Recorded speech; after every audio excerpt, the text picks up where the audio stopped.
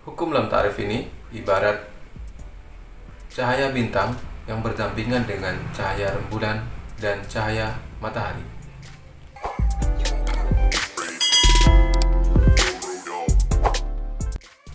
Assalamualaikum warahmatullahi wabarakatuh, sahabat santri.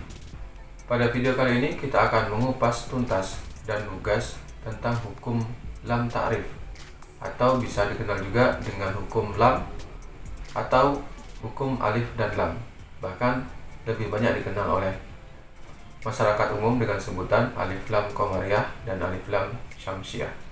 Secara sederhana, hukum lam ta'rif ini yaitu membahas tentang hukum alif dan lam yang biasa kita temukan banyak di dalam Al-Quran, lafaz-lafaz yang terdapat alif dan lam, yaitu salah satunya alif yang berharakat sukun dan tertambahan sebelumnya hurufnya adalah hamzah wasal. Ketika alif dan lam bertemu dengan huruf-huruf hijaiyah, yang mana huruf-huruf hijaiyah akan terbagi menjadi dua kelompok, yakni huruf yang masuk ke dalam kelompok qamariyah dan huruf yang masuk ke dalam kelompok syamsiyah. Huruf-huruf apa saja yang masuk ke dalam kategori qamariyah dan huruf yang masuk ke dalam kategori syamsiyah, serta bagaimana cara membacanya ketika alif dan lam atau lam ta'rif ini bertemu dengan kedua kelompok huruf baik qamariyah ataupun syamsiyah. Untuk lebih jelasnya, kita simak penjelasan berikut ini.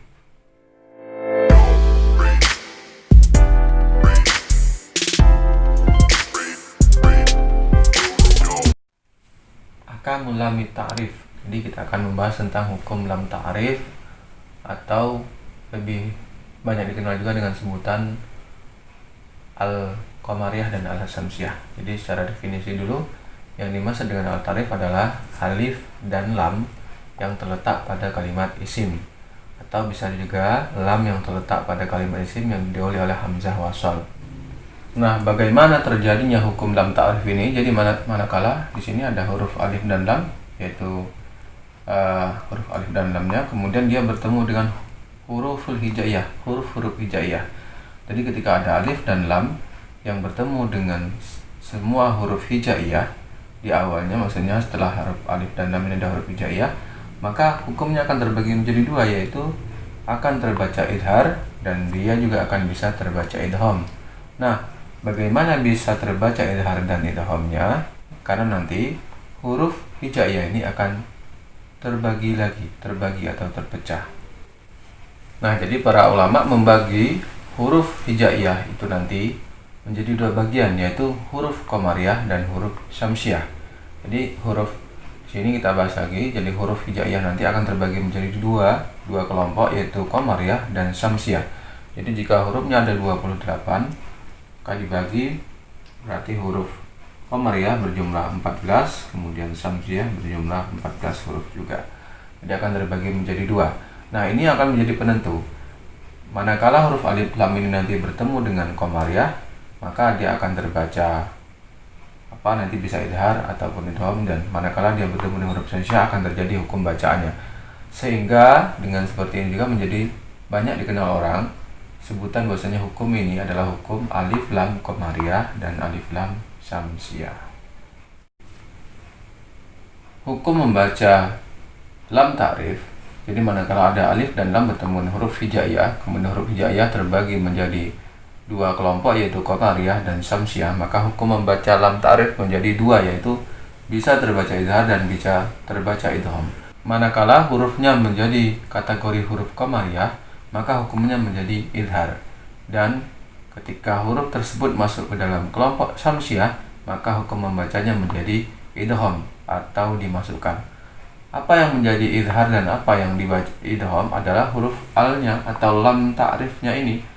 Jadi ketika dia terbaca menjadi idhar, maka lamnya akan terbaca. Ketika menjadi idgham, maka lamnya tidak terbaca.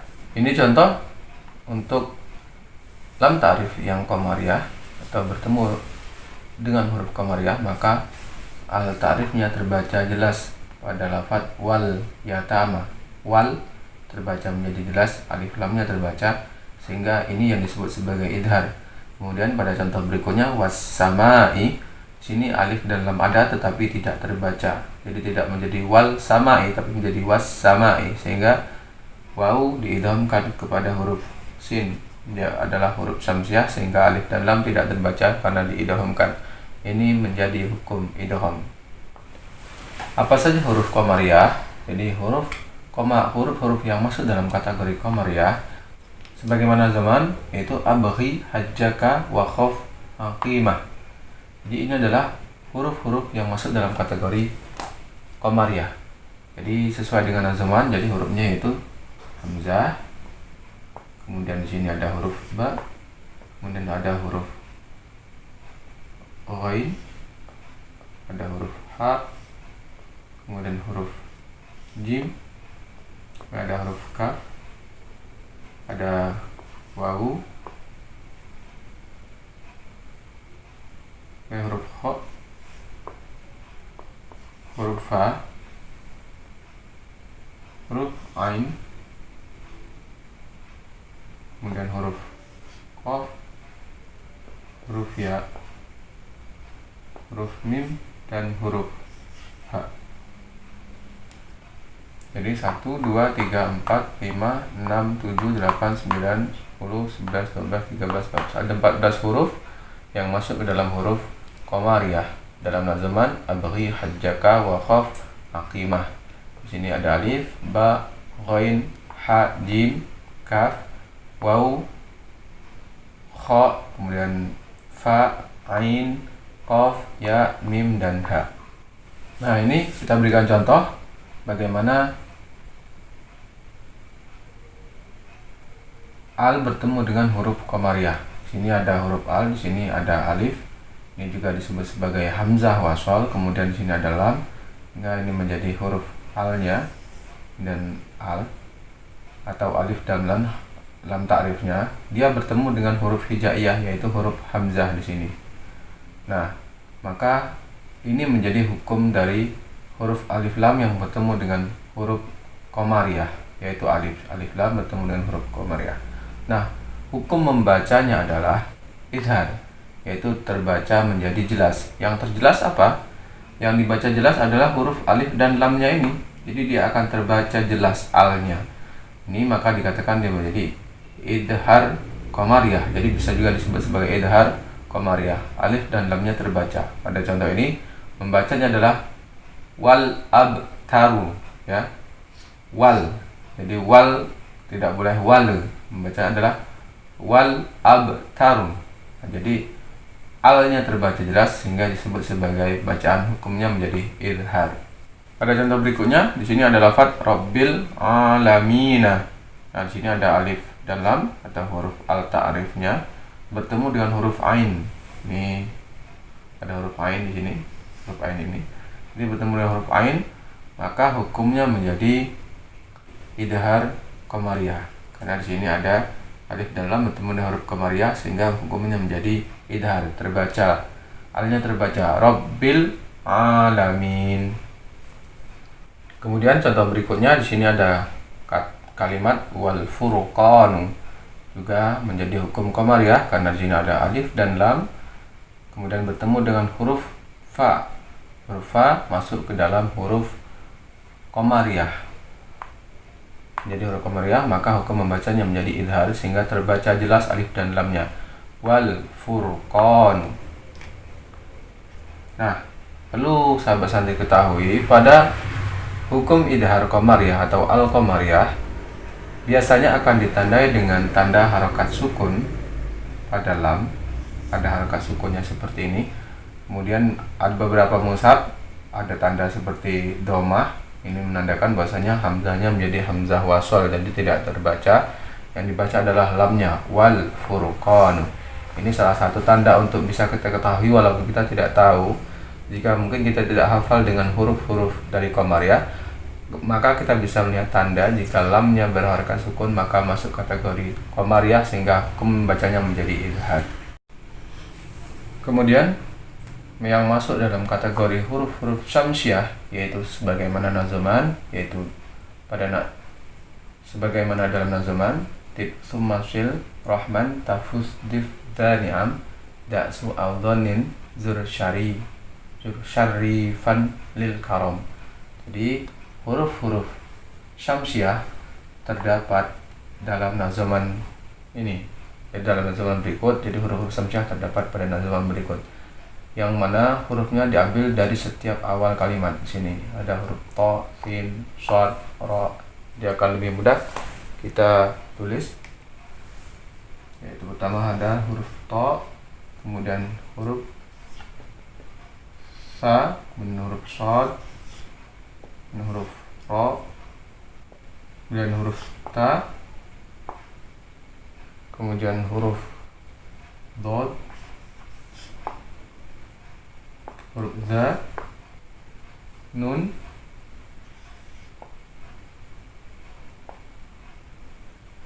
huruf dal,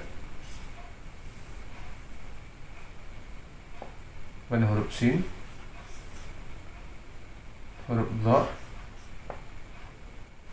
kemudian huruf za, zai, setelah itu huruf shin,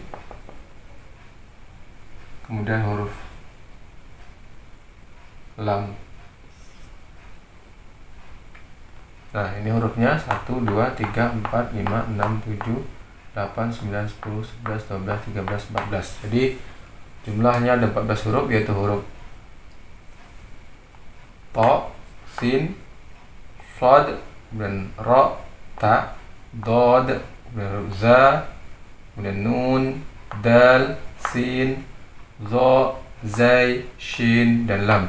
Sebagaimana di zaman tip summa sil rahman tafus tif dzani'am da su'azonin zur syarifan lil kaum. Jadi hurufnya terletak di bagian awal, to, kemudian sin, kemudian shad, kemudian ra, ta, kemudian huruf dod, kemudian za, nun, kemudian huruf dal, sin, zo, zal, kemudian shin, kemudian terakhir adalah huruf lam.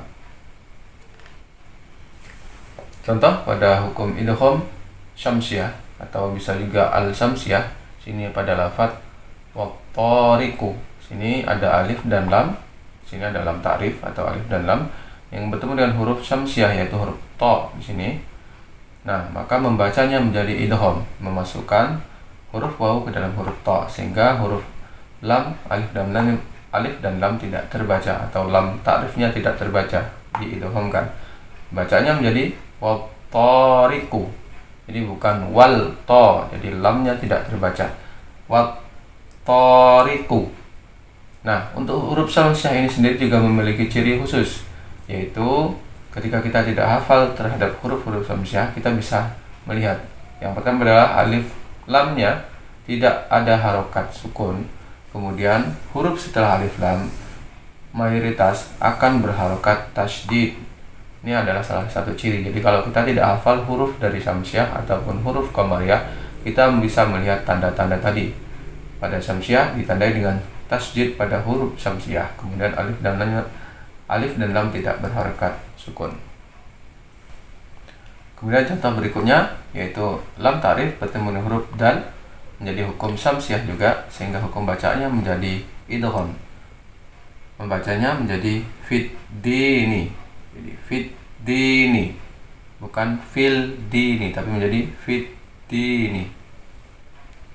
Pada contoh berikutnya, alif dan lam atau lam ta'rif bertemu dengan huruf za.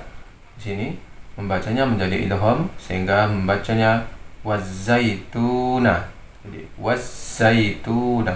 Jadi bukan membacanya wal zaituna, tetapi wazaituna. Jadi wawu diidghamkan ke huruf za. Contoh berikutnya yaitu lam ta'rif bertemu dengan huruf nun menjadi huruf syamsiah, sehingga membacanya menjadi hukumnya idgham. Wawu dimasukkan ke dalam nun sehingga membacanya menjadi wan nasu, tidak wal nasu tapi menjadi wan nasu. Lam ta'rifnya tidak terbaca. Sekali lagi, tanda dari syamsiah adalah terdapat tanda tasydid pada setiap huruf-huruf syamsiah. Kemudian tidak terdapat harokat sukun pada huruf lamnya ataupun hamzah wasalnya.